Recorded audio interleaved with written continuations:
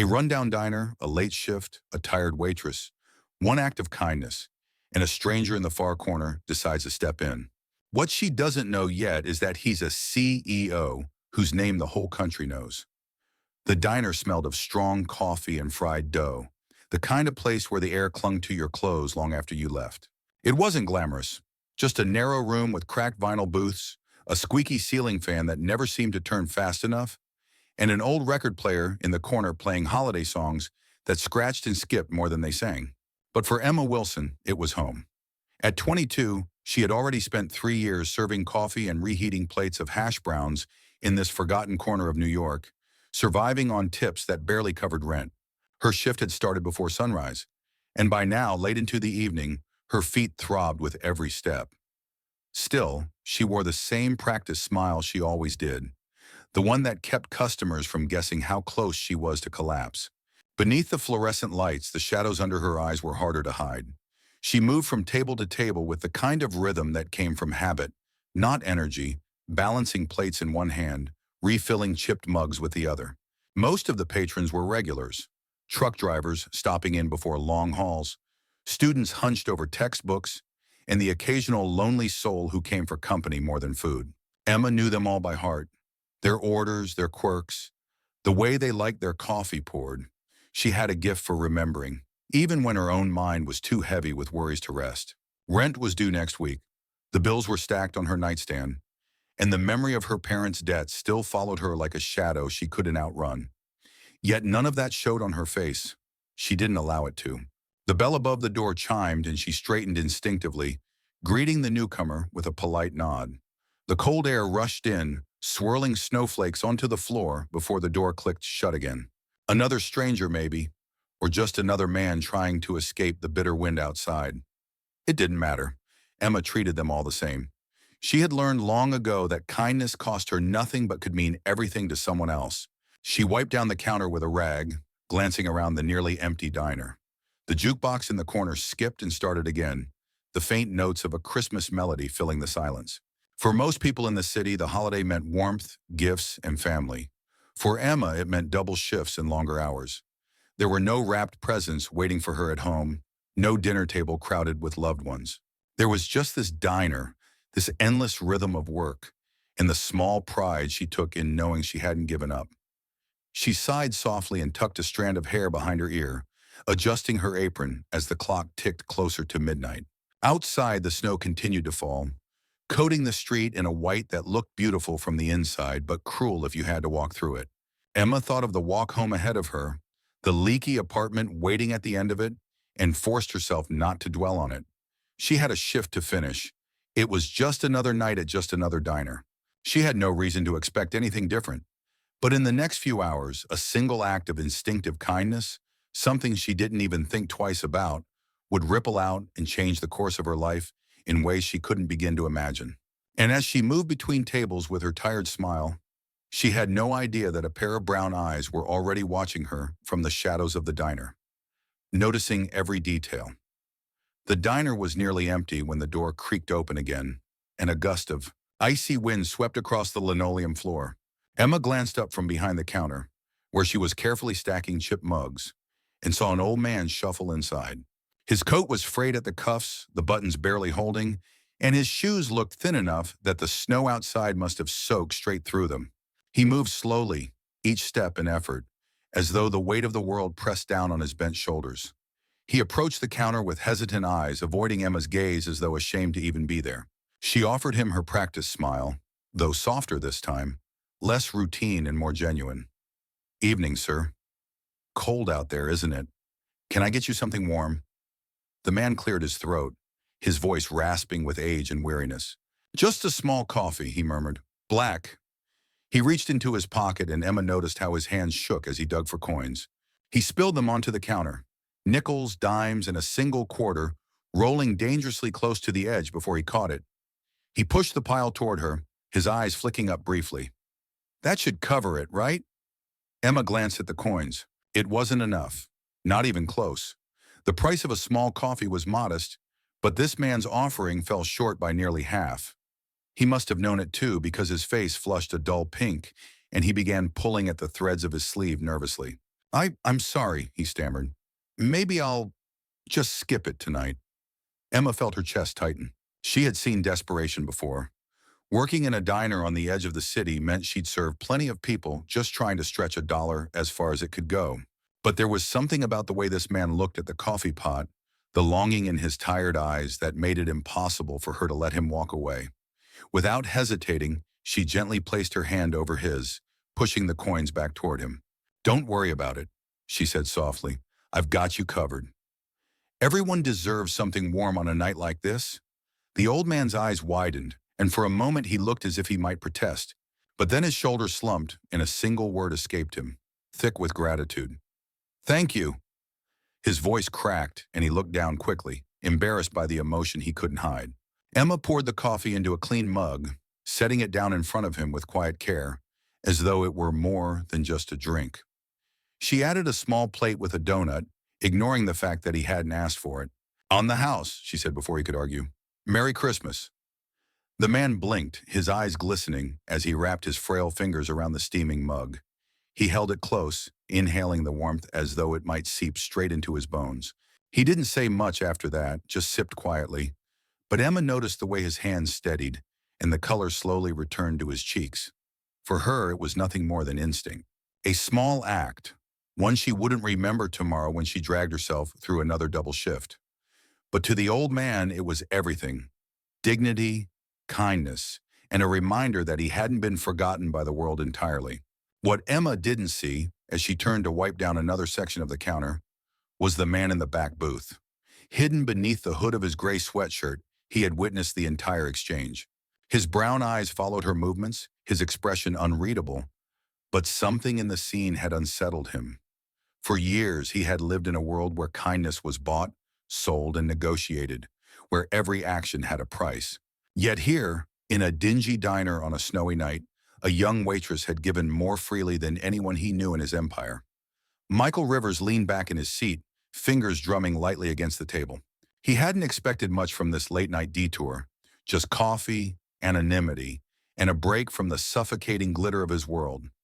But what he had just witnessed tugged at him in a way he hadn't felt in years. He wasn't sure yet why it mattered, but he knew one thing. This girl, with her tired smile and quiet generosity, was different. And for the first time in a long time, he was curious. Michael sat quietly in the corner booth, the steam from his untouched coffee curling upward and fading into the dim light above him. His hoodie shadowed most of his face, and that suited him. He had come here to disappear for a while, to escape the relentless calls, emails, and negotiations that seemed to devour his every waking moment. But now disappearing was the last thing on his mind. His brown eyes remained fixed on the counter, on the young waitress who had just changed the atmosphere of the entire diner with one simple act. Emma moved with unremarkable efficiency, clearing dishes, refilling sugar jars, humming faintly to herself when she thought no one was listening. There was nothing outwardly extraordinary about her. Her uniform was faded, her shoes scuffed, her hair tied back loosely. But to Michael, she seemed to radiate something rare, something he couldn't quite name. He had seen board members throw around millions without flinching, watched executives toast to charity galas where donations were nothing more than tax write-offs. And yet this girl, with almost nothing of her own, had given away the little she had without hesitation. He remembered the look on the old man's face when she had slid the steaming mug toward him, the way his trembling hands steadied as he clutched it. That kind of gratitude wasn't bought. It was earned by genuine kindness. Michael felt a pang of unease in his chest, something between admiration and shame. When was the last time he had done anything that wasn't calculated, strategic, or beneficial to his reputation? When had he last given without expecting something in return? The thought unsettled him. For years he had buried such questions under layers of work and wealth, convincing himself that success and power were their own form of morality. But watching Emma, he couldn't escape the truth. All his millions couldn't buy what she had just offered a stranger in less than a minute. He leaned back, studying her carefully, noting the way her smile lingered, even when she thought no one noticed. It wasn't the forced smile of someone chasing tips. It was softer, tinged with weariness, but still alive, as though she had chosen to hold on to hope despite everything pressing against her. He wondered what her story was, What struggles had shaped her into someone who would pay for a stranger's coffee without hesitation? As he sat there, the contrast between their worlds hit him with startling clarity. He had spent the earlier part of the evening in a penthouse overlooking the city skyline, sipping rare whiskey worth more than most people's monthly rent. And now here he was, in a dingy diner, watching a girl whose shoes probably cost less than the tie he had discarded on his couch. And yet, for the first time in a long time, he felt like he was seeing something real. Michael's phone buzzed in his pocket, a reminder of the life waiting for him outside these walls. A life filled with deadlines, deals, and people who smiled at him for what he could give them, not for who he was. He ignored the call, his gaze never leaving Emma. He told himself he was only curious, that this was just a fleeting distraction. But somewhere deeper, he knew it wasn't that simple. Something about her act of kindness had struck him, had stirred something dormant inside him, and he wasn't sure he wanted it to go back to sleep. As Emma refilled the old man's coffee and placed another donut beside him without charge, Michael made a quiet decision. He would speak to her before the night was over. Not as a billionaire CEO, not as the man whose name filled financial magazines, but as just another customer hidden under the hood of his sweatshirt. He wanted to hear her voice directed at him, to see if that same warmth she offered strangers could reach him too. For now he stayed in the shadows, observing, almost studying her like he would study a market trend. But this wasn't business. This was something else entirely. And though he couldn't explain it, he already knew. This girl would not leave his thoughts when he walked out of this diner. In fact, she might be the first person in years capable of shaking the world he thought was unshakable. The clock above the counter ticked closer to midnight, its steady rhythm the only sound between the faint clatter of dishes and the scratchy holiday tune playing from the old record player. The diner had emptied out almost completely. The old man had shuffled away after thanking Emma a dozen times, leaving behind the empty mug she had washed without a word. Emma leaned her hip against the counter, stretching her sore legs, and let out a sigh that came from deep within her chest. The kind of sigh that belonged to someone far older than 22. She didn't notice the man from the back booth rising at first. Michael pushed back his chair quietly, slipping his phone into his pocket, and walked toward her with an unhurried confidence. Even in his hoodie and coat, he carried himself differently from most customers. His posture straight, his gaze steady, his presence quietly commanding the space. Emma looked up, a little startled to see him so close, then gave her practiced smile, the one she offered to every customer, no matter how exhausted she felt. "Can I get you anything else before we close up?" she asked, brushing a strand of hair from her face. Michael shook his head. "No, thank you. Just wanted to say, I saw what you did earlier." With the man and the coffee, his voice was warm even, but it carried a weight that made Emma pause. She shrugged lightly, suddenly self-conscious. "It was nothing, just a cup of coffee." "To him, it wasn't nothing," Michael replied. His brown eyes held hers with an intensity that made her shift her weight uncomfortably. She wasn't used to being studied like this, as though her smallest choices mattered. To him, it was dignity, warmth, and maybe the difference between feeling invisible and feeling seen. Emma blinked, not sure what to say to that. She was used to customers barely looking at her, to kindness passing unnoticed. His words caught her off guard, making her feel almost exposed. She reached for a rag and began wiping the counter just to keep her hands busy. I don't like watching people struggle if I can help." That's all. Michael leaned an elbow against the counter, watching her carefully. He wanted to tell her that she had done more than most of the people in his world would ever bother to do, that her instinctive kindness was rarer than she realized. Instead, he reached into his pocket and pulled out a few folded bills, sliding them onto the counter. The amount was far more than the price of his coffee, equal to nearly a week's wages for her. Emma's eyes widened, and she immediately shook her head. "Oh no, I can't take that. Really, you don't have to." "I know I don't have to," Michael interrupted gently, "but I want to. Consider it a thank you, not just for the coffee, but for reminding me that people like you still exist." Her lips parted slightly, caught between gratitude and resistance. She was proud, and something about taking so much money from a stranger didn't sit right. "You don't even know me," she murmured.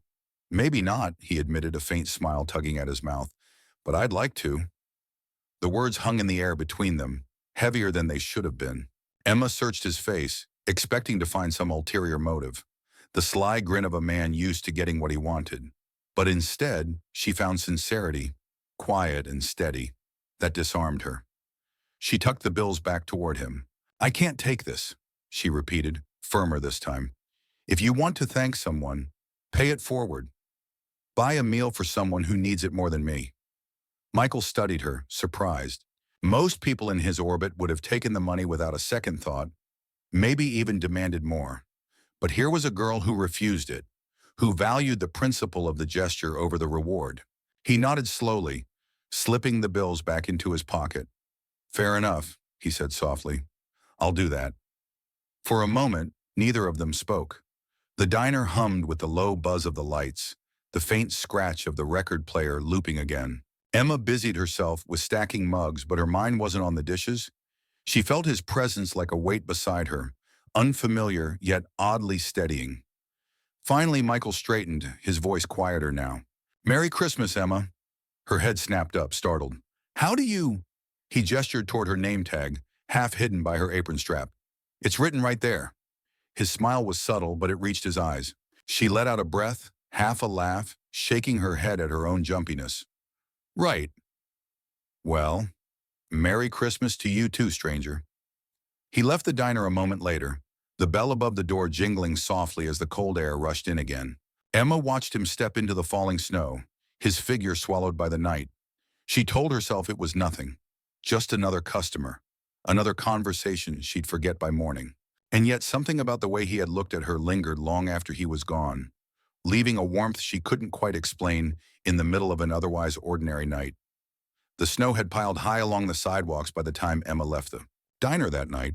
She pulled her thin coat tighter around her frame and braced herself against the wind as she walked the long stretch toward her apartment. The city around her glittered with holiday lights, storefronts glowing with warmth and abundance that felt so far removed from her reality. She trudged forward, her boots slipping on patches of ice, her body aching from another 14-hour shift. But what weighed heavier than her sore muscles was the feeling she couldn't shake, that the man in the gray hoodie had seen something in her she wasn't sure she wanted anyone to notice. Her apartment was dark and drafty when she arrived. She flipped the switch, and the single overhead bulb flickered weakly before settling into a dim glow. The room smelled faintly of damp plaster, the ceiling still bearing stains from the last leak when rain had forced her to place bowls and pans across the floor. She tossed her keys on the counter, hung up her coat, and sank into the second-hand couch with a sigh. Bills were stacked neatly on the small table beside her, envelopes she couldn't bear to open yet. Her paycheck from the diner barely covered rent, and with the place rumored to be closing, she wondered how much longer she would be able to keep herself afloat. She closed her eyes, but her thoughts kept circling back to the stranger at the diner. The way his voice carried conviction when he told her that her small gesture had mattered. The way his eyes seemed to hold more weight than his casual clothes suggested. She told herself not to think about it. Customers came and went. Some were kind, most were forgettable. This should have been no different. And yet she couldn't help but feel that there was more to him than he let on. Miles away, Michael sat alone in his penthouse, a glass wall offering him an unobstructed view of the city. The lights below stretched endlessly, like a constellation built from ambition and wealth. His living room gleamed with polished steel and glass, the furniture designed by names people bragged about but never actually lived in. The silence pressed against him, heavy, broken only by the faint hum of the city beyond the windows. He leaned back in the leather chair, running a hand through his dark hair, and thought about the diner. It wasn't the kind of place a man like him was expected to be seen. His world revolved around private clubs, Michelin-starred restaurants, and corporate lounges. But that dingy diner had given him something those polished spaces never did. A glimpse of authenticity. Watching Emma had stirred something in him that his millions had never managed to touch. She hadn't known anyone was watching, and that made her kindness all the more striking. He thought about her words. It was just a cup of coffee. But he knew better. He had spent his adult life surrounded by people who put a price tag on everything, who wouldn't even raise a glass without calculating the return on investment. And here was a young woman working herself to exhaustion who still gave freely, instinctively, with nothing to gain. The thought unsettled him because it revealed the emptiness in his own life. For all his wealth, his success, his empire, he couldn't remember the last time he had given without expecting something in return. Michael poured himself a drink and set it down untouched. The amber liquid caught the light, but he had no desire for it. He walked across the room, staring out at the snow falling over the city. He tried to remind himself who he was: a CEO, a billionaire, a man who had clawed his way to the top by never letting emotions cloud his judgment. Yet here he was, distracted by a waitress whose entire world looked nothing like his own. He thought of her small frame behind the counter, the way she had smiled at the old man even when her own eyes looked tired. And for the first time in years, Michael felt a sense of restlessness he couldn't solve with money or power. Something in him whispered that he had been blind for too long, that maybe he had been building the wrong kind of life. Emma lay in bed that night beneath thin blankets, shivering slightly as the wind rattled the window frame. She stared at the ceiling, replaying the moment the stranger had called her by name, his voice steady and warm. She told herself she'd forget him by morning, that she couldn't afford to dream about people like him. But deep down, she knew the memory would stay. And in his penthouse high above the city, Michael whispered to himself words he didn't fully understand yet. People like her, they're the ones who matter. His reflection in the glass looked back at him, a man with everything, yet suddenly aware he might have nothing at all. Neither of them realized it yet, but their worlds had already collided, and nothing would ever be quite the same again. The rumors started like whispers carried on the cold January wind. Customers muttered about overdue rent on the building, about the owner who was months behind on taxes, about how the diner that had survived decades of hard winters was finally reaching its end. Emma overheard it first from a delivery driver who shook his head sadly as he carried in crates of milk. Then from one of the cooks, who muttered that he was already looking for another job. But she refused to believe it until the owner, a tired man with deep lines on his face, pulled her aside one evening. "I'm sorry, Emma," he said, unable to meet her eyes. "The place can't stay open. End of the week, it's done. I wish things were different." The words hit her like a punch to the chest. She managed to nod to force a smile, but as soon as she stepped out the back door into the freezing night, the weight of it crushed her. The diner wasn't just a job. It was her survival, the one thin thread keeping her from falling into the dark. Without it, she had no way to pay rent, no way to chip away at the debts that still haunted her. She sank onto the icy steps behind the building, pulling her coat tight around her, and let the tears fall hot against her chilled cheeks. For the first time in a long time, she let herself cry without restraint. The exhaustion, the fear, the years of carrying too much alone spilled out in shaky breaths and muffled sobs. She pressed her face into her hands, trying to quiet herself, but the thought kept spinning. How much more can I take? How much more before I break? The crunch of footsteps on snow startled her. She looked up, wiping her face quickly, only to see a figure emerging from the shadows of the alley. At first, she thought it was another customer, someone lost, but then she recognized him. The man from the booth, the one with the brown eyes and calm voice that had unsettled her days ago. He wasn't wearing the hoodie this time. He had on a long wool coat, his hair neat, his presence striking against the bleak backdrop of the alley. "What are you doing here?" she asked, her voice breaking from both surprise and leftover tears. Michael stepped closer, his expression serious but not unkind. "I heard what happened with the diner," he said. "I wanted to check on you." Emma gave a bitter laugh, shaking her head. "Why? You don't even know me, and you don't understand what it's like. You've probably never had to worry about rent or wonder if you'll have food tomorrow." He didn't flinch at her sharpness. Instead, he crouched slightly, lowering himself so his eyes met hers. "You're right," he said quietly. "I don't know what it's like to be in your exact shoes. But I do know what it means to fight, to claw your way out of nothing and refuse to give up, even when the world tells you to. I saw that in you the night you paid for that man's coffee. That wasn't just kindness, it was strength." His words made her chest tighten, and for a moment she looked away, afraid he would see too much in her eyes. "Strength doesn't pay the bills," she muttered. "No," Michael admitted, "but it's the reason you're still standing. And it's the reason I believe you deserve more than this." The silence stretched between them, heavy with unspoken truths. Emma studied him, trying to piece together why a stranger would care enough to follow her into the shadows of her collapsing world. There was something different in the way he looked at her, steady, intent, as though he wasn't just seeing her, but understanding her. She wanted to push him away, to protect herself from the hope flickering dangerously inside her. Yet some part of her, the part that had carried her through nights of hunger and days of exhaustion, whispered that maybe, just maybe, she didn't have to carry it all alone anymore. Michael rose slowly, his gaze never leaving hers. "I can't change what's happening with the diner," he said, "but I can promise you this. You won't have to face what comes next by yourself. Not if you don't want to." Emma blinked, her heart thudding at the certainty in his voice. She wanted to ask what he meant, why he cared, but the words caught in her throat. Instead, she sat there in the snow watching him, realizing that his presence alone had already shifted something inside her. She didn't trust him yet, not fully. But in that moment, sitting in the alley with her life crumbling around her, his words were enough to spark the faintest ember of something she hadn't felt in a long time. Possibility. Emma didn't sleep much that night. She lay awake in her narrow bed, staring at the cracked ceiling while the wind howled against the thin window pane.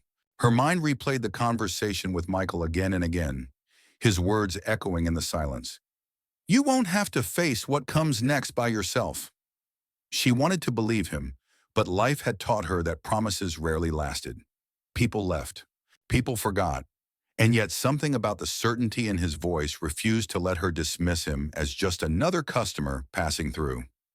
The following evening, when the diner's doors closed for the last time, Michael appeared again. This time there was no hoodie hiding his face. He walked in with quiet authority, his tailored coat dusted with snow, his posture impossibly straight. The cooks and servers, who had gathered for one last shift, glanced up curiously. Emma stiffened behind the counter, feeling suddenly exposed. "You again," she said cautiously as he approached. Michael nodded. "Me again. I think it's time I was honest with you." She frowned, not sure what to expect. When he spoke next, his words landed like a stone in the center of her chest. "My name is Michael Rivers. I'm the CEO of Rivers Capital." The name was familiar, too familiar. Even Emma, who barely had time to glance at newspapers, had heard it mentioned in connection with skyscrapers, in investments, fortunes that seemed impossible to comprehend. Her lips parted in shock, then pressed into a tight line. "You're a billionaire," she whispered, half accusing, half incredulous. "Yes," Michael admitted calmly, "but that's not why I came here.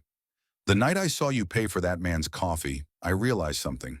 You gave more with a few coins than I've given with millions. You reminded me of what matters. And I couldn't walk away from that." Emma shook her head, overwhelmed by a sudden rush of anger. "So what was I to you?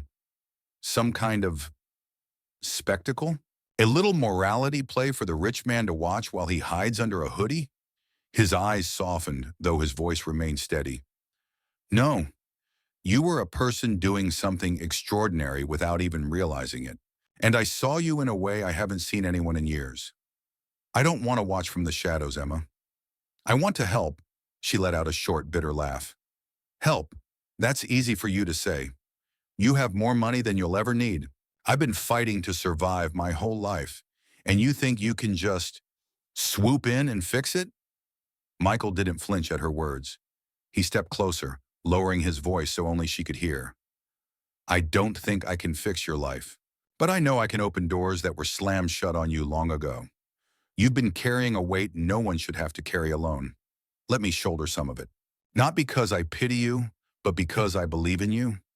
Something in his tone disarmed her, a quiet sincerity that didn't sound like the rehearsed charity speeches she had heard from wealthy donors on television. This was rawer, more human.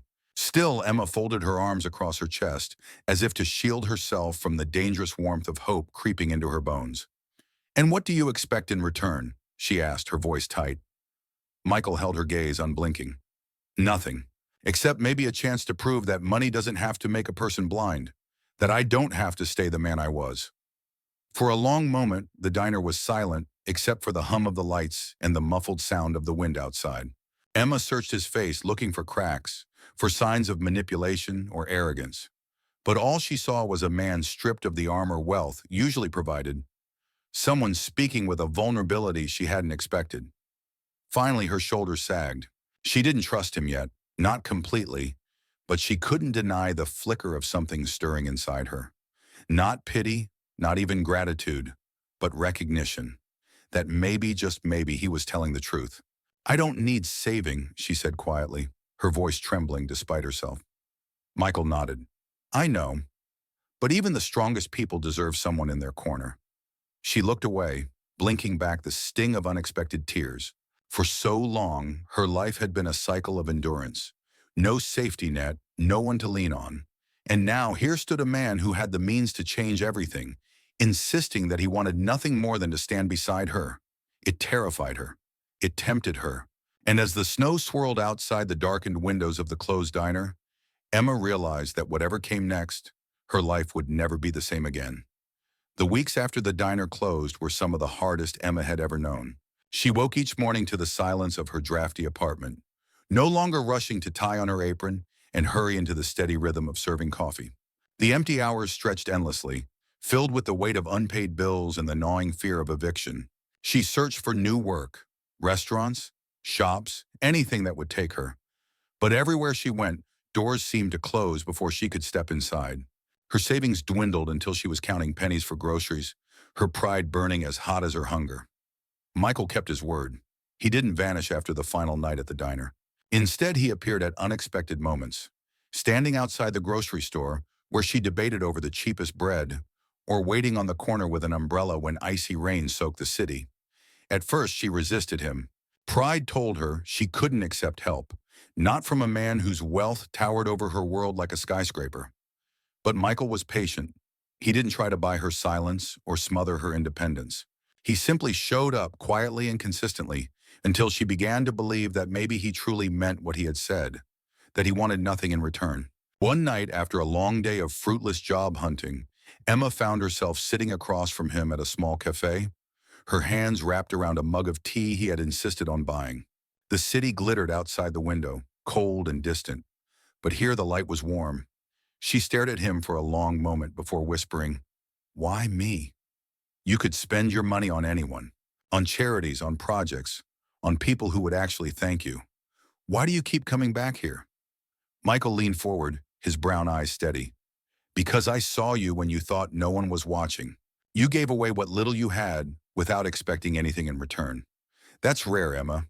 And when I saw it, I realized I didn't want to keep living the way I've been living, empty, surrounded by people who only see dollar signs when they look at me. You reminded me what real looks like. And I don't want to lose that." His words left her quiet, her throat tightening with emotions she didn't want to name. For so long, she had felt invisible, overlooked by a city that chewed people up and spat them out. Now, someone who had everything saw her, and not just her, but her worth. As winter gave way to spring, Michael's promises turned into actions. He didn't just offer her money, he offered her a chance. With his resources, he quietly bought the building where the diner had once stood. But instead of reopening it as another sterile chain, he handed the keys to Emma. "You know this place," he said. "You know the people who come here, what they need. Run it your way. Make it into something better than it ever was." Emma was stunned. Fear and doubt clawed at her. But Michael's faith in her burned stronger. Together they renovated the space. Fresh paint, new equipment, and most importantly, a corner set aside as a community hub where no one would be turned away for lacking money. Emma worked tirelessly, her hands blistered from scrubbing, her heart soaring with the knowledge that she was building something lasting. Michael visited often, not as the CEO in a suit, but as a man in rolled-up sleeves, hammering boards and hauling supplies at her side. When the doors finally reopened, the neighborhood came alive. Old customers returned, grateful smiles lighting their faces. The same elderly man Emma had once bought coffee for shuffled in, tears in his eyes as she handed him a steaming mug on the house. "You didn't forget me," he whispered. "No," she said softly, her gaze flicking toward Michael, who stood nearby watching with quiet pride. "I never could." In that moment, Emma understood that her kindness on an ordinary night had rippled further than she ever imagined. It had drawn the eyes of a man who had everything but was starved for meaning, and together they had created something that was bigger than both of them. As the cafe filled with chatter and laughter, Emma caught Michael's gaze across the room. For once, he wasn't the billionaire in the headlines or the powerful CEO. He was just a man who had chosen to stand beside her, to build something real out of the broken pieces of their worlds. She smiled at him, and for the first time in years, she allowed herself to believe in a future not defined by struggle alone. The night stretched on, the cafe alive with warmth, and Emma knew deep in her chest that this was only the beginning. The girl who had once counted coins to survive had become the woman who rebuilt a community. And the man who had come in search of anonymity had discovered something rarer than wealth: love, purpose, and the quiet salvation of being truly seen. What stands out to me most in this story is that the ending shows the true value is not in money, but in humanity and consistency. The millionaire could have walked past like so many others do, but instead he stopped, noticed the act, and allowed himself to change. And for Emma, her small gesture of kindness turned into enormous consequences. Proof that even the simple act of sharing warmth can become a turning point in someone else's life, as well as in your own. I love that the ending doesn't turn the heroine into a princess saved by a wealthy man. She remains strong and independent, while the millionaire's help is not a replacement for her efforts, but a continuation, a partnership. The story is moving precisely because it connects two worlds: Emma's exhaustion and struggle with Michael's emptiness and loneliness. Their bond is born not from money, but from the mutual recognition of each other's worth. For me, this is an ending about hope, that even in a harsh city, amid circumstances that break people down, a spark of kindness can ignite an entire fire of change. And that the small gestures we often overlook can turn out to be worth more than any fortune.